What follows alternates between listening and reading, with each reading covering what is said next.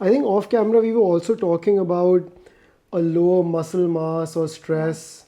What about these things? Like, are So these also a concern for malignancy or longevity?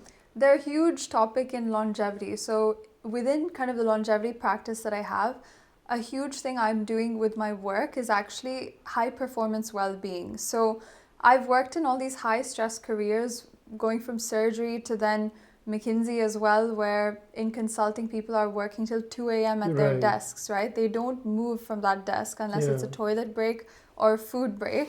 And it's horrible how sedentary we're all becoming work-wise, right?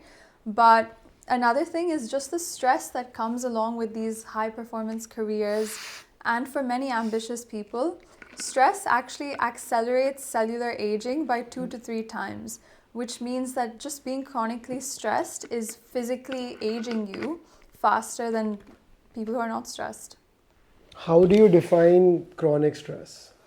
Like, Yeah, there is a good level of stress, right? Like, if you don't feel stressed, you probably won't get anything get done. anything done. Yeah. So, what is chronic stress? So, good question. There is something called a stress curve, where if you're at a good level in that stress curve, you're actually more productive and you're getting a lot of things done. Because if you have no stress and you're happy on your sofa all day long, then you're not particularly productive, right? Right.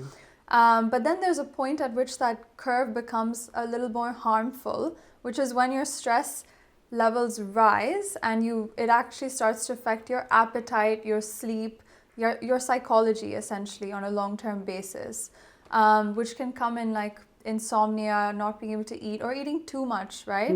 So just any change in your eating, your sleeping, your happiness, to put it simply, over a Is lengthy going period of to time. age you 3 times faster. Stress overall, yes. So, Yeah. if someone is chronically stressed for 10 years, Mm-hmm. going from let's say 25 to 35,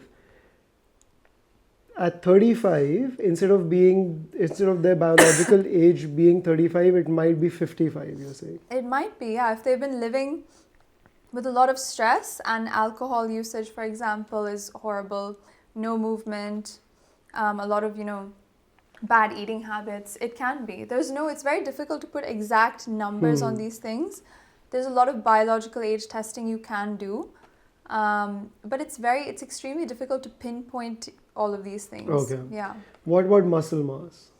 Muscle mass is incredible with longevity, right? So there's a huge link between muscle mass and just being able to live longer, and also extending your health span. So the number of years where you don't have physical disability, right? You're able to walk as an 84-year-old without somebody helping you, with no stick. That in itself is a great thing. That's the aim, right? It's not about living longer. It's about having Uh, decades at the end that actually you're able to function like a 40-year-old maybe, Correct. right?